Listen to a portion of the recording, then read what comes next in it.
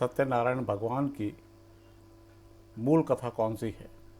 हमारे यहाँ पूर्णिमा के दिन भगवान सत्यनारायण की कथा करने का प्रचलन है।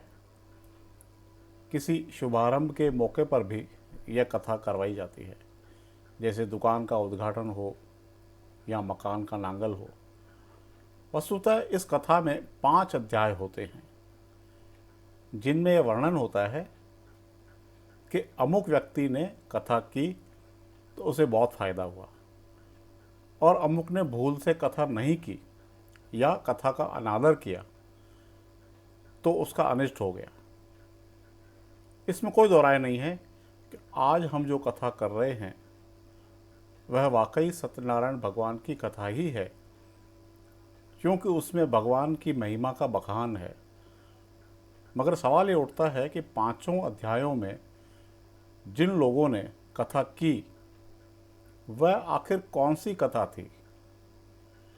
यह तो बिल्कुल साफ है कि हम जो कथा कर रहे हैं वह उन 5 अध्यायों में कथा करने वालों ने नहीं की थी। वह कथा कोई और थी। वह कहाँ खो गई। यदि 5 अध्याय वाली कथा से हमें सुख संपत्ति मिलती है तो मौलिक कथा से न जाने कितना लाभ होता। इस बारे में कई जानकारों से बात की, मगर उनके पास कोई उत्तर नहीं था। ऐसा प्रतीत होता है कि हम जिस मूल कथा की बात कर रहे हैं वह या तो वाकई खो गई है, और या फिर वह कथा थी ही नहीं, अपितु भगवान सत्यनारायण की विधि पूर्वक पूजा अर्चना थी, जिसे कथा का नाम दे दिया गया।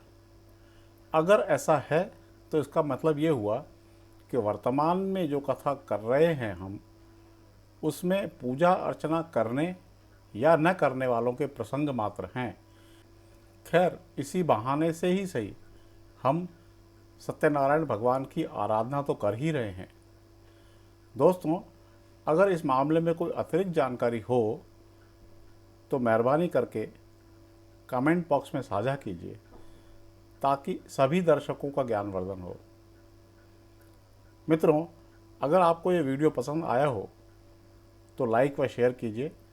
साथ ही चैनल को सब्सक्राइब करके बेल आइकन का बटन दबा दीजिए, ताकि इस प्रकार के अन्य वीडियो अपलोड हों तो आपको उसकी तुरंत जानकारी मिल सके। शुक्रिया।